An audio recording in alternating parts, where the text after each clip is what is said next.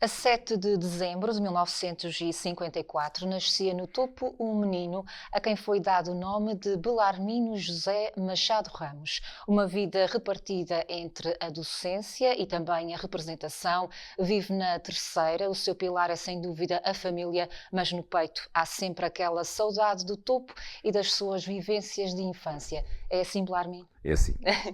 Obrigada por estar aqui no estúdio da Vitec. É um gosto enorme tê-lo aqui pela primeira vez para esta conversa mais aprofundada sobre si, a sua história. Como é que se vive com essas saudades constantes? Muito obrigado pelo convite. É como dizia, eu afastei-me por razões pessoais e familiares, afastei-me do Topo, de São Jorge, afastei-me, mas o meu cordão umbilical ficou lá preso. E sempre que posso volto lá, porque há sempre vivências, memórias que ficam, que se revisitam e agora quero, como estou reformado, quero ir lá com mais frequência. E acho que fiquei muito contente. Ontem recebi uma notícia muito interessante. Vão formar um grupo de teatro na Calheta, que tinha manifestado essa vontade de os ajudar a formar esse grupo, e vai acontecer finalmente. Portanto, isto vai obrigar-me também a ir lá com mais frequência, para meu gozo pessoal. Exatamente. Saiu primeiramente por causa de ingressar no Liceu da Horta. Sim, sim. Mas o que é que havia no Topo nas décadas de 1950 e 60? Como é que era o Topo? O Topo era uma ilha dentro da própria ilha, isolado da Calheta, uns 30 quilómetros, uma estrada esburacada, estreita e esburacada. Havia apenas o transporte que saía de manhã, a caminhoneta do Sr. José Pinto, que saía de manhã, fazia o percurso até às Velas e regressava à noite. Via lá um táxi na freguesia, naquela altura, e era difícil. Era um tempo difícil, trabalhava-se muito. Eu comecei a trabalhar, nessa altura não se falava em trabalho infantil, nem exploração, nessa área. E então começámos a trabalhar muito cedo. Todos tinham que colaborar para a casa. Que trabalhos é que fazia? Trabalhos de campo? Sim, trabalhos de campo.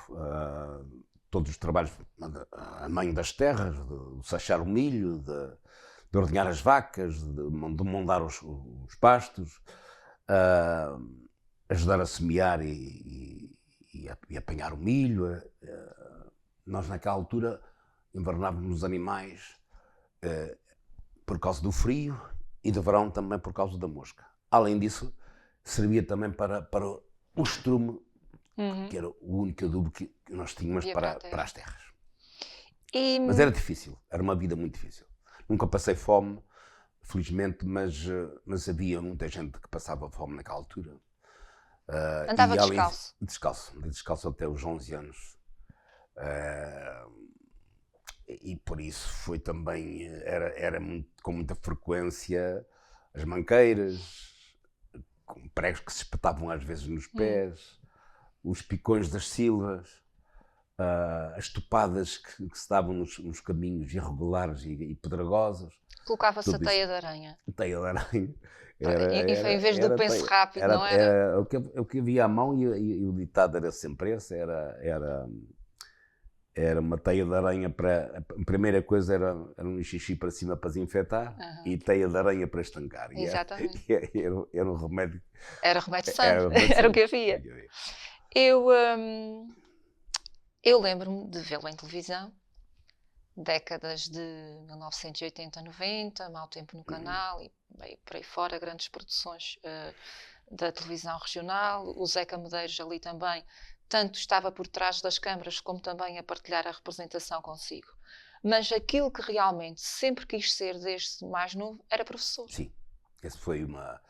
E quando estive a estudar no Liceu da Horta, vi uma aluna que era de São Jorge também, e pediu-me para eu lhe dar umas explicações de latim.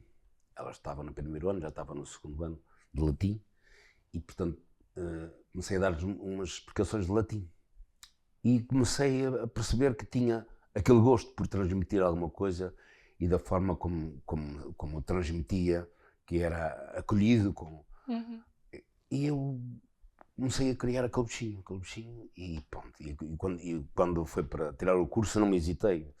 Depois já um curso já era já diferente. Até aquela altura era apenas o antigo quinto ano do liceu e mais 10 anos. Depois aquele já passou de ser um bacharelato, como o antigo sétimo ano do liceu e mais 3 anos. Foi um percurso ao longo dos meus 42 anos do trabalho nas escolas. Foi muito gratificante. Tenho saudades de muitos momentos que passámos com os alunos, as peças de teatro que fizemos. Aí o teatro relacionado novamente, não é? Sempre. Mas eu creio que foi em 2 momentos que o Bellarmino teve de sair do topo. Sim. O segundo momento foi o serviço militar. Sim. Mas Foi lembra-se breve. que conselhos é que os seus pais lhe deram quando foi para o Liceu da Horta, quando saiu realmente de casa a primeira vez? Uma das coisas que era muito difícil, as nossas despedidas, as nossas ausências eram muito difíceis. Meu pai, por exemplo, nunca estava em casa de manhã quando nós saímos para despedida de nós. Saía-se sempre mais cedo e nós chegamos a uma altura que éramos 4 irmãos a sair ao mesmo tempo. Ficava a casa vazia. Minha mãe é que ficava a aguentar com aquelas despedidas. Uma das coisas que ele me pediu foi sempre vai mais longe do que aquilo que eu não consegui ir. O meu sonho foi também ter estudado mais. O pai tinha-o retirado da escola, naquele tempo era possível quando ele estava a tirar a 3ª classe. E, portanto, o que ele me pedia era empenho, dedicação, para que eu me empenhasse e dedicasse. Pedia, aliás, a todos. Como eu era o mais velho, ficava um pouco a tomar conta daquela Abrir os rotina. caminhos ali. Exatamente. E foi isso, sempre, nunca o desiludi nesse sentido. Apliquei-me sempre, nunca perdi ano nenhum. E ele tinha certo orgulho, creio eu, que tinha um orgulho mesmo na nossa caminhada. E isso foi, creio que ele viveu os últimos anos da sua vida contente por esse caminho que nos ajudou a seguir. Onde é que ficava no Faial? Faial, que ali perto do jornal, era Casa de no lar alguém académico. conhecido? Lar académico. E as visitas à casa eram mesmo escassas? As visitas à casa vínhamos nas férias de Natal e vínhamos nas férias de verão. E Páscoa às vezes também vínhamos. E a mãe mandava alguma comida? Mandava uma comidinha no barco, saborosa, daquela comidinha de mamãe. Ela ainda hoje, ela não mandava isso no caixotinho, mas mandava muitas coisas, as linguiças, as coisas que ela fazia naquela altura, aqueles bolos de milho que ela fazia também, como se fazem no Pico. Os E bolinhos de aquilo tijolo sabia tão bem. Ainda hoje ela telefone-me, não queres vir almoçar com a mãe, um caldinho de fucho? Ela faz aquilo ali à moda antiga. Olha, por acaso está aqui a passar a imagem da sua mãe. Aí está. Em 7 de dezembro de 2023. Sim, senhora. Ainda está ali, ainda cuida das suas galinhas, está a ficar um pouco mais atrapalhada das pernas, mas está ainda com aquela vontade de viver. Já vai fazer 92 anos, portanto. E o Bellarmino também acaba, ela entretanto veio para cá viver, o seu pai também veio, entretanto já faleceu, mas o Bellarmino tem muito mais tempo de Terceira do que realmente São Jorge. Consegui trazer parte dessa ruralidade para a sua vida aqui na Terceira? Sim, eu... para já o meu pai, quando veio para cá, trouxe logo uma vaca ou duas para começar a orientar. Aqui não havia. Não fosse faltar leite. E de maneira que eu, mesmo quando estava a tirar o magistério, eu ainda muitas vezes de manhã ia ordenhar as vacas, antes de ir para as aulas, deixava-o descansar e levantava-me às escuras e ia ordenhar as vacas. Mas os seus pais vieram para cá por sua causa? Eles vieram para cá um pouco por causa de todos, porque já éramos 6. E ele tinha aquela vivência sempre daquela apartar, daquela despedir, daquela ausência. Então acabou por comprar cá uma casa, mudar-se para cá, reformou-se da sua profissão e veio para cá, fixou-se cá. E essa ruralidade que está a falar eu acompanhei sempre, porque trabalhava sempre na quinta, com ele, nas semeaduras das batatas e nas coisas que era necessário que ele cultivava. Tínhamos sempre tudo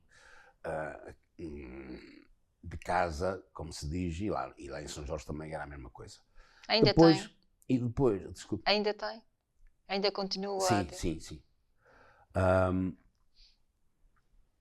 E depois, então, estava a falar que houve essa ruralidade, portanto, o seu pai sim, também teve sempre sim, essas vaquinhas, sim. o senhor Depois, também acompanhou sempre. o meu sogro também tinha uma exploração agrícola e eu acompanhei sempre isso, de maneira que não foi acima um desfazamento muito grande. É evidente que havia as memórias das nossas pastagens que tínhamos lá, da nossa casa que ainda temos lá, e os terrenos que ainda estão lá. E, a minha infância foi passada nestes espaços. Eu chegava de férias, no outro dia de manhã já estava a sair para ir trabalhar. E era assim. No dia desta reportagem, que foi 7 de dezembro de 2023, foi no seu aniversário, o Belarmino dizia que era o concretizar de mais um pequeno sonho. E foi o dia em que, para além de fazer o seu aniversário, lançou o livro Cancela d'Água e Outras Memórias. E há aqui histórias fantásticas, exatamente como as pessoas falam, das suas, exatamente também como se lembra, tem as matanças do porco, tem imensas coisas. E eu gostei aqui especialmente de uma passagem. A cozinha estava cheia e linda. A mãe e as do tio José Carlos tinham comprado na venda do Sr. João Costa umas tiras de papel colorido recortado e forraram a louceira e as prateleiras, dando-lhes um ar de festa. O padrinho José Machado, daí o seu nome, não é? Belarmino José, depois de me entregar um num de cana que falquejara à pressa, reclamou: esta cozinha está seca como o diabo. Vocês querem brindar? O jantar está quase na mesa, ripostou a avó Helena. E mentes não chega, molha-se a garganta. Todos os anos, por aquela altura, o avô comprava um barril de quinto de vinho de cheiro. Para mim é um copo de vinho e aqui para o Marcolino tem de ser um jarro que ele teve de manhã a mamar no rabo do porco e precisa desinfetar as goelas, recomendou o padrinho José Machado. Foi uma gaitadaria de todos os tamanhos. Havia muito aquelas partidas que se faziam com o rabo de porco. Que se prendia atrás nas calças das pessoas. Prendia atrás nas calças, foi aquilo que aconteceu a esse indivíduo, que isso aí já é mais ficção, mas podia perfeitamente acontecer. Eu, quando descobri que toda a gente estava a rir dele e quando ele descobri que tinha o rabo preso com um arame no cinto, pronto, retirou. Então, quando o outro estava a rir-se à gargalhada com uma boca escancarada, ele meteu o rabo. E esta cancela d'água foi realmente um sítio que também o marcou, porque era aqui que tinham os animais, não é? Sim. E que havia muita coisa que acontecia. Tínhamos em vários sítios, mas esse foi um espaço que me marcou muito, porque ia lá, desde pequeno que ia para lá, e ficava ainda, os terrenos que nós tínhamos lá, ficavam mesmo encostados ao pomar do meu avô materno, de maneira que houve sempre uma relação afetiva forte com aquele espaço. E a avó Helena? Sim, a avó Helena. E então, para já gosto do nome em si, Cancela d'Água. O nome em si, que é aquele espaço ali, fica ali ao pé do canto do norte, onde o meu avô Machado morava. De maneira que as minhas vivências de infância são também por esse lado. E quando faço neste livro essas revisitações, faço-as muito de dentro. Com uma memória muito presente. Às vezes, quando estava a escrever aqui coisas, parecia-me que estava a sentir o cheiro das coisas que sentia naquele tempo. Matança de porco, não é? A matança de porco era a nossa festa maior. Levávamos um ano inteiro à espera daquilo acontecer. Daí dizer que colocavam as fitinhas nos móveis. E, portanto, minha mãe possivelmente usaria o seu melhor avental naquele dia, a minha avó a mesma coisa. Enfim, e então isso aí, a cozinha ficava muito bonita porque as louceiras eram com aqueles papéis muito coloridos. Naquela altura éramos muito crianças e aquilo achávamos aquilo muito bonito,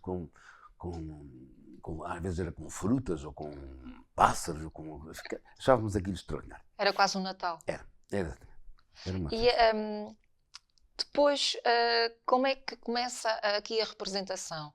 O Belarmino está há quase 50 anos ligado ao Grupo Alpendre, aliás foi um dos seus fundadores. Mas como é que se chega lá? Eu, De onde é que vem esse gosto? pelo teatro. Eu tive esse gosto pelo teatro desde pequenino, porque eu, na minha freguesia, o meu tio Venâncio, como se dizia naquela altura, era um ensaiador das comédias, não é? Ele é que é um ensaiador e o ponto ao mesmo tempo também. Ui. É o ponto. Que era uma desgraça que a gente ouvia primeiro o ponto que eu via os atores, que era, mas era assim. Para ter a certeza Enfiado que não debaixo da caixa de ponto com a bandeira da sociedade por cima, e ouvíamos isso. E eu vi-o a ensaiar aquelas pessoas, às vezes ia à casa dele à noite, ele ensaiar os atos de variedades, que aqui tinha sempre um drama, uma comédia e o ato de variedades assim, mesmo que as duas coisas não prestassem para nada, eles esperavam para o ato de variedades, que era muito vistoso, colorido, com aquelas raparigas todas muito bem vestidas. alguma etc. coisa ia sair bem Exatamente. Portanto, e daí vem daí esse bichinho. Eu vinha para casa e imitava aqueles personagens, vem daí esse bichinho. E depois, quando vim para aqui tirar o magistério, o Álamo Oliveira foi meu professor. Foi uma disciplina optativa que era teatro. E eu optei logo por essa disciplina. Né? E o Álamo perguntou-me um dia se eu não queria pertencer a um grupo que ia ser criado, com um grupo diferente dos outros, com outros objetivos, com outro tipo de teatro. E eu aceitei logo. E de forma que foi aí que eu comecei a minha primeira peça, que foi estreada em 76, A Guerra do Alecrim e da Manjerona, ainda no velhinho Teatro Angrense, dia 27 de dezembro de 1976. Estava nervosinho, estava nervoso. Era a primeira vez que eu pisava um palco, e sobretudo um palco daquela dimensão. Estava cheio, a plateia estava cheia. Com quem é que partilhava o palco? Nessa altura partilhei com a Eduarda Reis, com o Leonardo Melo, que foi para o Canadá ou para a América. Partilhei com o Rochinha, foi mais ou menos isso. E correu bem? Sim, correu bem.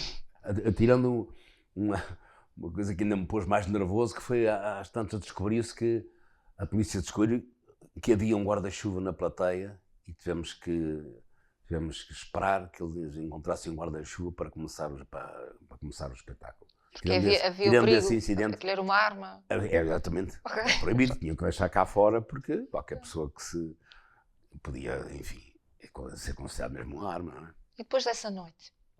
Essa foi uma grande noite. Depois dessa noite foi aquela memória de sentir o público, uma parte dele de pé, porque também estavam sedentos de ver teatro, e de teatro de outra forma, com outros objetivos, de outra forma de representar.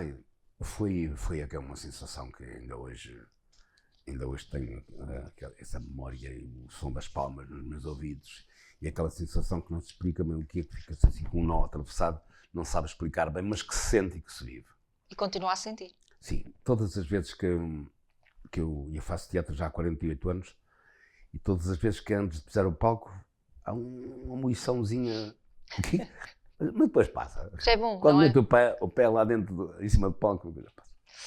Depois temos aqui a Balada do Atlântico, creio que em 1987, a minissérie O Barco e o Sonho, 89, Mau Tempo no Canal, 92, a Crónica de Gente Esquecida, em 2001, depois também Gente Feliz com Lágrimas, 2002, contracenou com o Igor Sampaio, de São Miguel, que depois conhecemos do Continente, das telenovelas, a Maria Bifa, de São Miguel, várias vezes também esteve com ela, como a Natália Marcelino, o próprio Zeca Medeiros, depois também a Maria do Céu Guerra, que é conhecida a nível nacional, a Anabela Moraes, para além de Mau Tempo no Canal, creio que também fez uma outra participação consigo. Sim, Mau Tempo no Canal, e também tive a oportunidade de trabalhar com, eu não trabalhei diretamente, mas com o Rui de Carvalho. Gente Feliz com Lágrimas também, não foi? Sim, Rui de Carvalho, o Miguel Guilherme. Exatamente.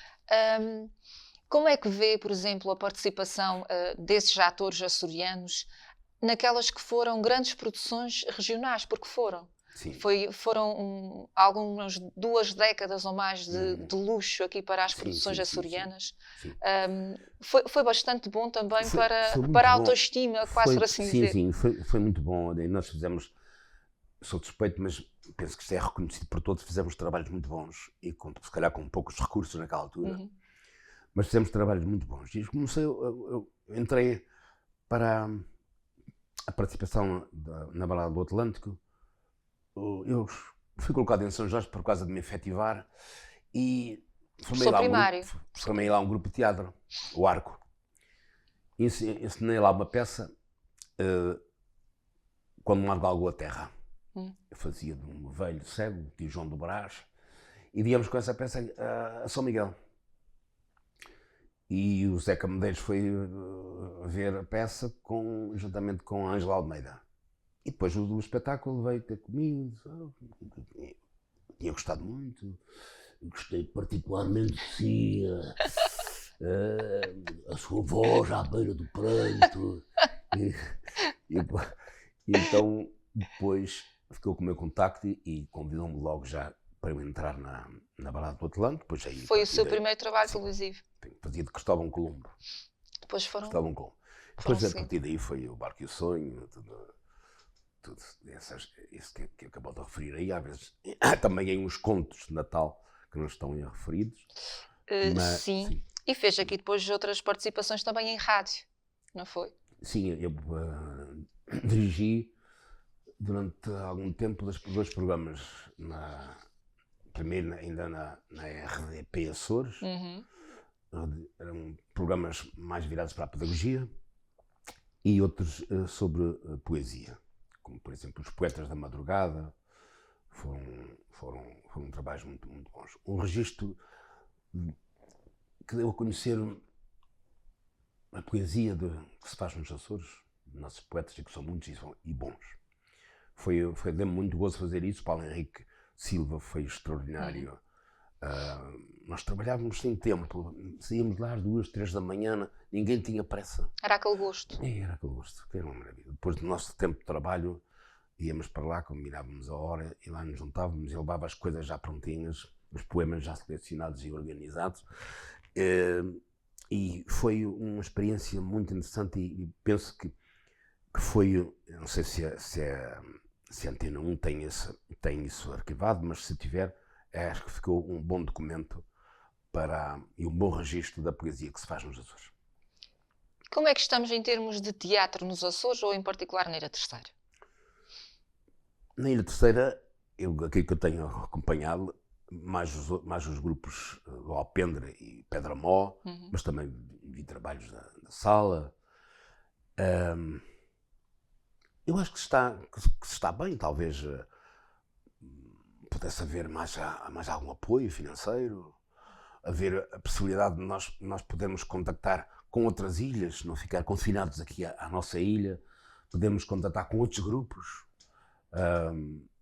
Isso penso que faz falta, essas digressões fazem falta. Esses intercâmbios, não é? Sim, esses intercâmbios, aprende-se muito, aprende-se sobretudo teatro fazendo, mas aprende-se muito também vendo, tocando impressões, com os outros colegas, ver as soluções que eles arranjaram para pôr uma peça em cena,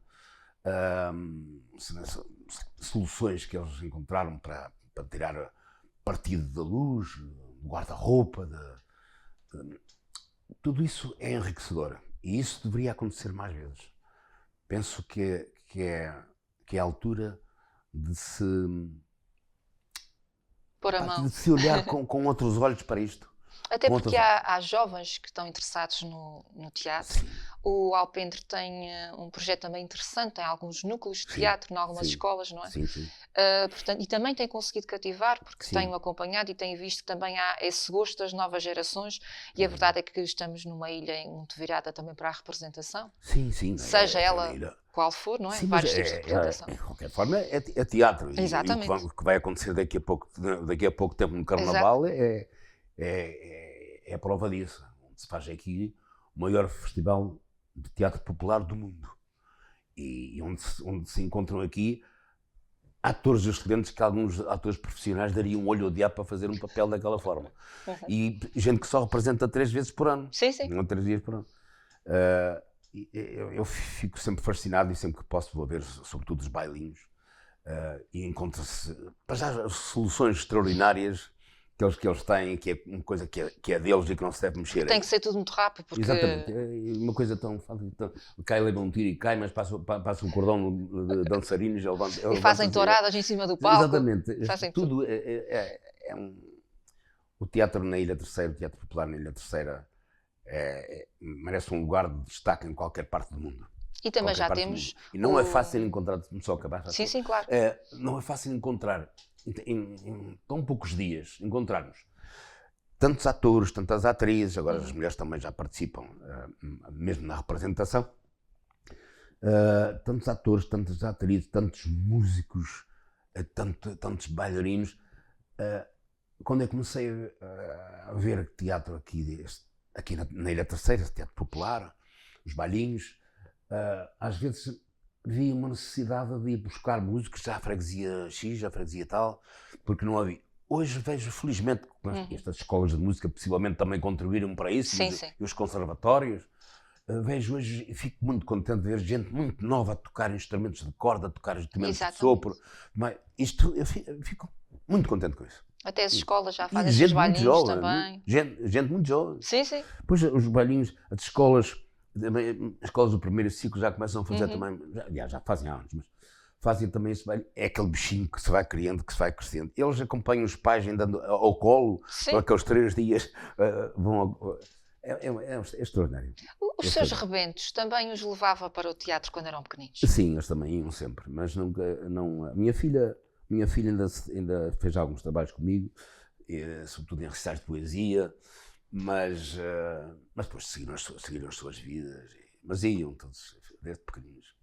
Eu muitas vezes contava-lhes histórias antes de ir para o ensaio do Alpendre, ajudava já a tomar banho e jantados já, contava-lhes uma história já na cama, e ia para os ensaios. Portanto, eles têm essa memória do teatro e do meu gosto pelo teatro desde muito pequeninos. Eram histórias que inventava para eles ou que já sabia? Algumas sim. Algumas sim. Depois o meu filho mais novo era tão pequenino nessa altura ainda que às vezes fazia aquelas vozes, daqueles bichos, daqueles animais ferozes, e ele ia puxando para cima só que é para só cozinha de fora. Mas não teve pesadelos por causa disso. Ainda bem. Mas era assim. E por outro lado também levava, e como referi há pouco, também a representação para a escola. Sim. Também incutia esse gosto e tentava explorar essa vertente também com os seus alunos. Sim. Embora eu perceba que gosto das duas coisas, tanto a docência como a representação, mas a balança está equilibrada ou há algo que se sobressaia? Está, de certa forma, equilibrada. Eu dei-me, como disse há bocadinho, estes meus 42 anos de trabalho, 43, foram muito vividos com intensidade com os meus alunos e com vontade. Nunca me senti aborrecido por ir para a escola, sentia-me bem ali na escola. E depois sempre fiz com eles expressão dramática, peças de teatro, houve sempre uma partilha com eles nessas coisas. Alguns deles até chegaram a ir representar também para o Alpendre. Portanto, isto foi muito, muito gratificante, muito gratificante. Deu aulas em São Jorge e aqui na Terceira? Sim. São Jorge, estive na Graciosa também, mas por pouco tempo. Eu em São Jorge fui para lá na altura do sismo de 80. Foi um ano para esquecer. Foi um ano muito difícil. Para os alunos, para mim. Faleceu-me um aluno. Por causa do sismo? A uma aluna que eu tinha lá no primeiro ano. Morreram os 3 irmãos num desabamento de uma rocha lá no topo. Foi um ano muito, muito difícil. Quando voltei lá, tinha vindo aqui passar as férias de Natal. Quando voltei lá, a escola, que era uma casa particular, o teto tinha caído em cima das livros, em cima das coisas. E depois fomos dar aulas para uma garagem. Foi um ano muito difícil, muito complicado. Foi o mais difícil? Como? Foi o mais difícil Sim, foi o mais difícil. do seu tempo de professor? Foi. Todos os lugares para onde eu passei foram sempre desafios, porque os alunos eram diferentes, mas até aqui em Santa Rita, que foi um sítio onde eu trabalhei, quando me efetivei lá, disseram-me: pá, onde é que tu te foste meter? Foi dos melhores lugares para onde eu passei. E fizemos teatro, e fizemos pais, os pais participaram muito na escola. Foi dos melhores lugares para onde eu passei a trabalhar. Talvez aqui em Santa Rita. A precisar de alguém que lhes desse também, não é? Estavam a precisar de alguma coisa que lhes fez bem. Procurou sempre nos seus alunos dar aquilo que eles precisavam, estar atento também a mais do que ser um simples aluno, ser um ser humano que podia ter problemas familiares, que precisava de outro tipo de apoio. Foi esse tipo de professor? Fui. Procurei ser. Os seus comportamentos têm sempre uma razão ou várias razões. E é preciso, para a gente ajudar um aluno, é preciso conhecê-lo, é preciso saber das suas coisas, é preciso que ele seja, preciso sermos um pouco confidente, ouvir com alguma atitude paternal, mas sobretudo com uma atitude de amigo, e de saber que ele está ali presente para ajudar e para ajudar, sobretudo, a crescer e a crescer por dentro. Crescer por fora, qualquer erva daninha cresce, e eles crescem naturalmente por fora. O mais difícil é ajudar a crescer por dentro, para mexer com muitas coisas, com sentimentos, com vontades, com autoestima, com muita coisa que é preciso, com mágoas.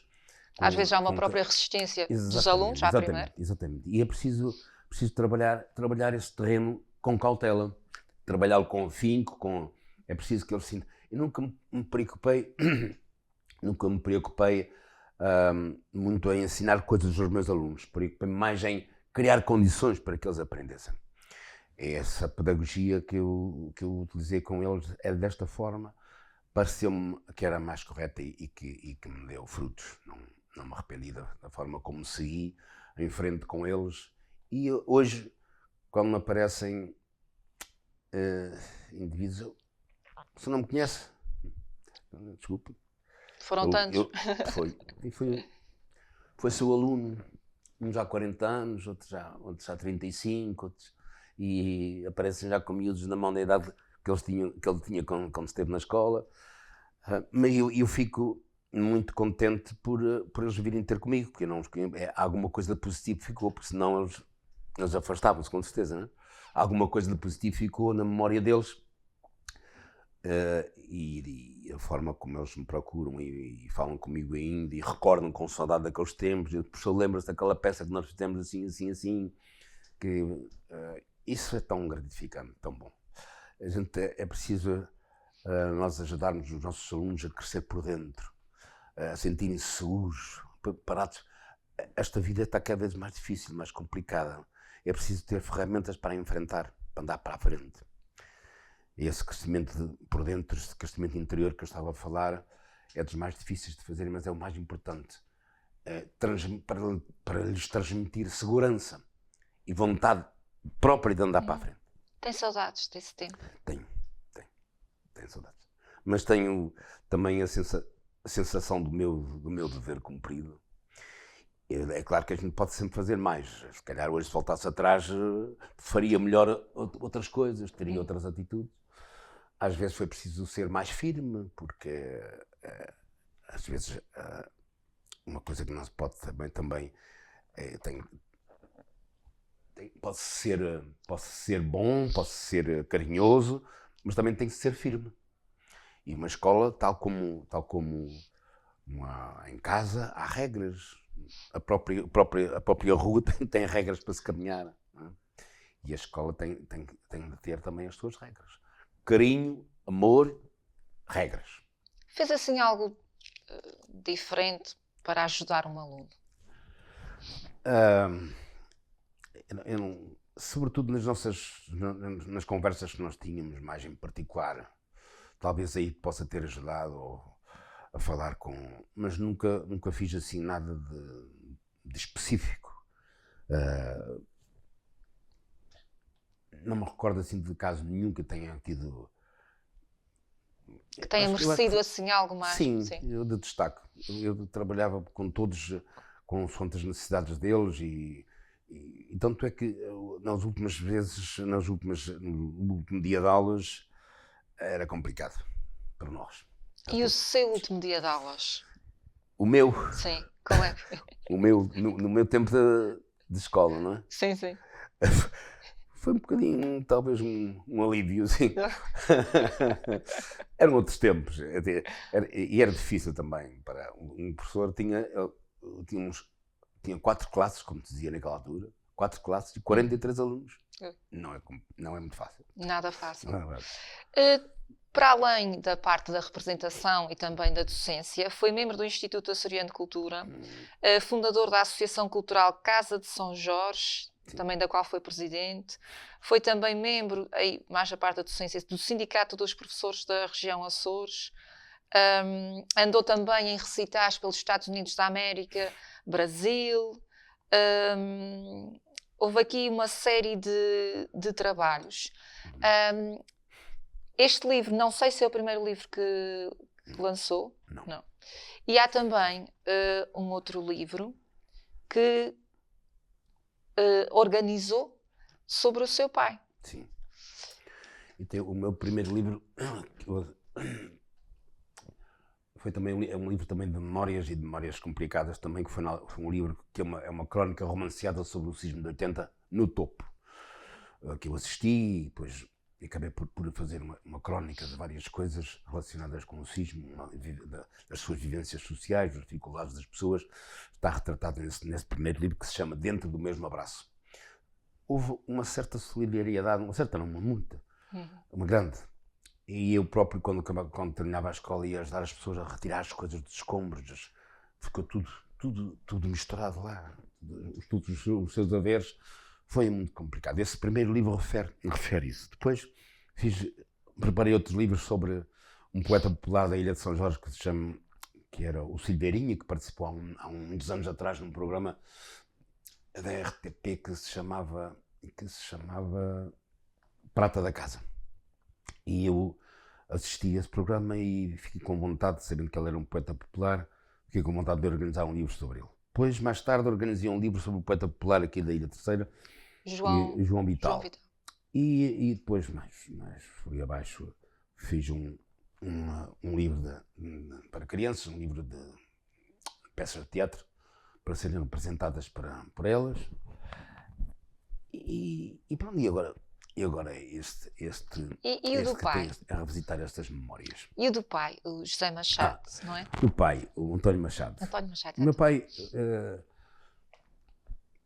estava, por exemplo, a trabalhar na Quinta, lembrava-se de uma quadra que ele ia construindo dentro da sua cabeça, vinha à casa e retirava um bocado de um papel ou de um papelão num caixote e escrevia lá a quadra e dava à minha mãe. Dava assim, não. Minha mãe foi guardando aquilo tudo. Numa gaveta dentro de um envelope grande que tinha vindo da América com fotografias também. Foi guardando aquilo. Mas eu ouvia alguma quadra que ela falava nisso, mas não me tinha apercebido disso. Um dia ele disse: não tem ali as coisas do pai guardadas. Quais coisas? As coisas que o pai escreveu. É? Então lembras-te-me cá isso. Já tinha falecido? Não tinha. E ele disse: e comecei a ler aquilo. Não estás papelinhos. E mãe, vamos publicar isto. Eu vou organizar o livro, vamos publicar isso. E o pai ficou logo com os olhos: mas isso não tem valor, isso são coisas. O pai disse: deixa que a gente vai tratar do assunto. E assim foi, veio há algum tempo a organizar o livro, em papéis dispersos, juntá-los por capítulo, com uma temática semelhante, e depois tive a felicidade de fazer um lançamento com ele, ainda vivo, já um bocadinho debilitado, sobretudo na parte de locomoção, sim. Mas sempre com a sua lucidez, e ele tenho a certeza que ele ficou muito feliz e morreu também feliz por essa razão também, com isso. O lançamento foi aqui na Terceira. Foi na Terceira. E mais tarde fui em São Jorge, com ele ainda presente também. Que bom. Na terra dele, no edifício onde tinha sido a escola dele. Que bonito. Que Assim, bonito. foi Belarmino é um bonito. grande saudosista. É, tenho essa particularidade, não sei se, mas tenho muitas saudades, vivo essas coisas com muita intensidade, vivo-as, quando as recordo, e aliás esse livro é o exemplo disso também, essa revisitação de memórias, que para que fosse, sobretudo essa de Matança de Porco, que era a nossa festa maior, como já lhe disse, esse capítulo, para que isto ficasse como um documento. Tem a parte social das pessoas, e se nós quisermos ver, por exemplo, como é que era uma matança de porco há 60 anos no topo, tem obrigatoriamente que ler esse capítulo, na minha opinião. Porque daí uns pormenores. A minha mãe ajudou-me só em coisas dos temperos e das coisas, que essa parte aí eu não me lembrava como é que era. E é engraçado que só víamos aqueles temperos, só usávamos nos dias da matança. Quando se matava o porco. Durante o ano usávamos era sal e uma folhinha de louro. E como eu dizia no início desta nossa conversa, quando foi o lançamento deste último livro, referia que era o concretizar de mais um pequeno sonho. A sua vida tem sido isso. Sim. São pequenos sonhos que vai depois anotando para concretizar e que realmente vêm à luz do dia. Sim, exatamente. Pequenos sonhos. Pequenos passinhos, não é? Exatamente. Pequenos passinhos que fui dando, fui trepando um bocadinho a pulso, mas não só a pulso, porque estas coisas, este percurso não o fiz sozinho, fiz com muita gente, com a minha família, naturalmente, que me ajudou, que me apoiou e que suportou as suas ausências para que estas coisas fossem possíveis, porque estas coisas envolvem sempre sacrifícios familiares para que possam acontecer. As peças de teatro, por exemplo, que eu fiz, ou os ensaios que eu fiz, obrigaram a ausências da minha casa para que os ensaios acontecessem, para que as declarações, quando as houve, fossem possíveis. Fiz esse percurso com os meus filhos, com os meus filhos também, agora com as minhas netas, mas com muita gente com quem trabalhei, com atores e atrizes, encenadores, com realizadores, com os poetas que escreveram poesias com quem eu organizei os recitais, com os dramaturgos, que alguns deles eu conheci pessoalmente e que escreveram as peças para eu representar. Tudo isso faz parte deste meu percurso e, portanto, devo também a essa gente. Outro dia dizia isso numa homenagem que o município da Calheta me fez. Eu fiquei muito honrado com essa homenagem. Eu dizia exatamente isso. Este meu percurso foi feito com muita gente. Muita gente me ajudou a andar para a frente. Muita gente me ajudou a crescer por dentro. E essa gente eu tenho sempre um grato abraço para lhe dar, e essa minha homenagem, como eu dizia, essa atribuição da chave do município, pertence-lhes também a essa gente que me ajudaram a andar para a frente. Qual foi o maior sonho que concretizou?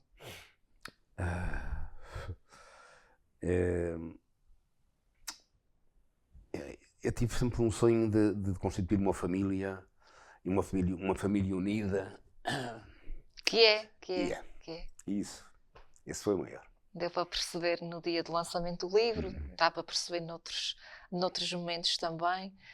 E essa união mantém-se. Minha filha, após o falecimento da minha mulher, a minha filha tem mantido essa família, a nossa família sempre unida. Sim, os almoços, os jantares familiares. Todas as semanas nos juntamos em minha casa, lá um telheiro grande que tenho lá, uma mesa grande que também acrescentei, e juntamos-nos todos lá para isso. Isso é muito bom. É muito bom. Isso não tem preço. É agradecido. Aquele calor. Não precisa o calor da lareira. É o calor humano. Às vezes está presente, mas não precisa. É uma pessoa agradecida pela vida. Sim. Eu tive algumas coisas menos boas, sobretudo a doença e a morte da minha mulher, mas sim, estou grato por tudo isto que tenho vivido, acontecido, e também com gente boa, com quem tenho trabalhado, que me tem ajudado a andar para a frente disto, que é essa eterna gratidão, porque nós somos seres de relação como tal, não vivemos para os outros, vivemos com os outros. E essa partilha é que nos faz crescer como pessoas lá por dentro. E o que é que ainda falta concretizar? Eu reformei-me, mas não parei. Eu continuo a trabalhar. Eu agora gostava de... Vou continuar a trabalhar, vou continuar a escrever.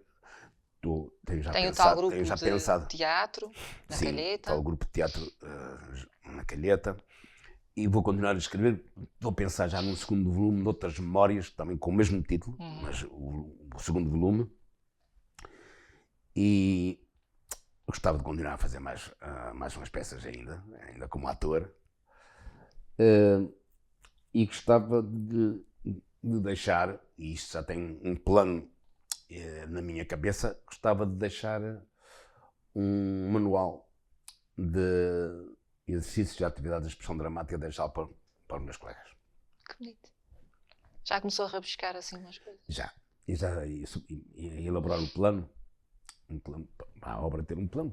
São vários pilares onde a expressão dramática assenta e portanto, vai obedecer um plano, a obra vai ter um plano. Tá bem.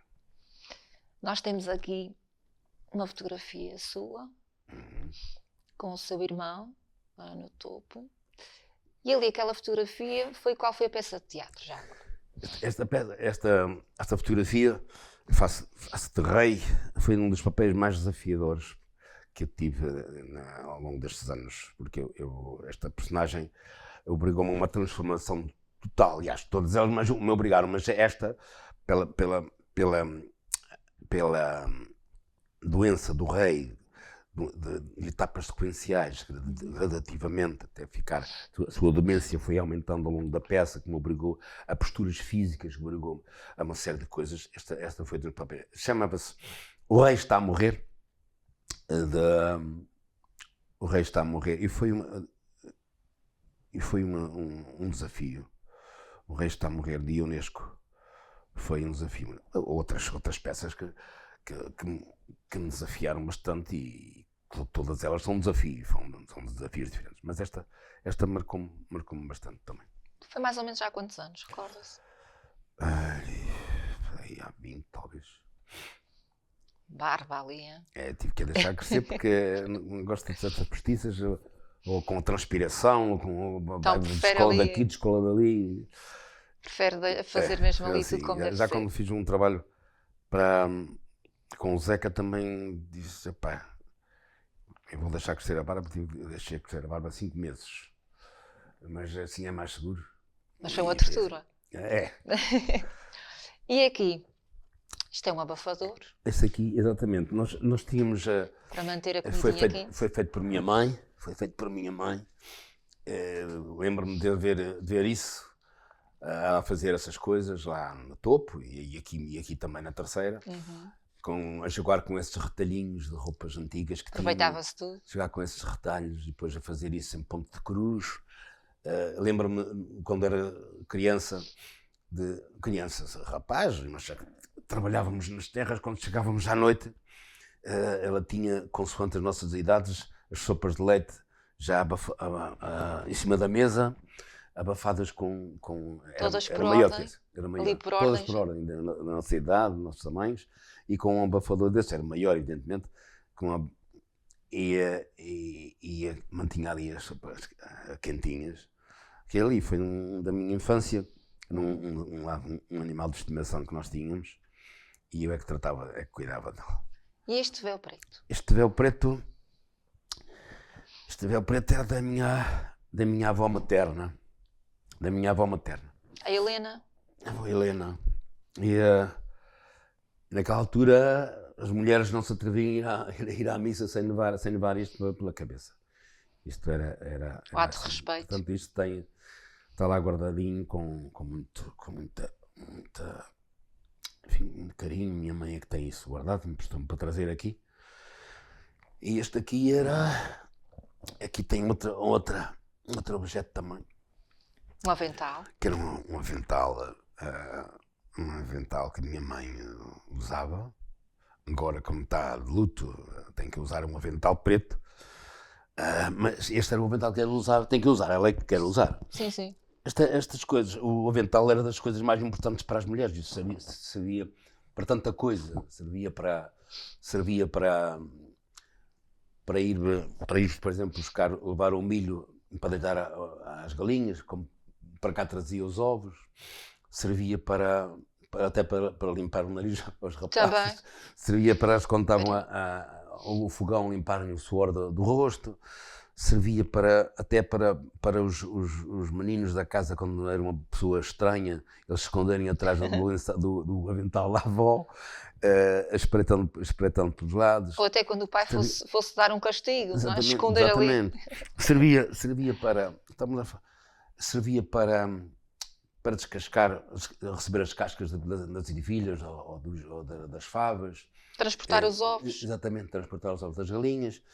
Servia para tanta coisa, para limpar as mãos, servia até quando elas estavam quentes do forno, se tinham que ir à porta, retiravam e colocavam à volta da...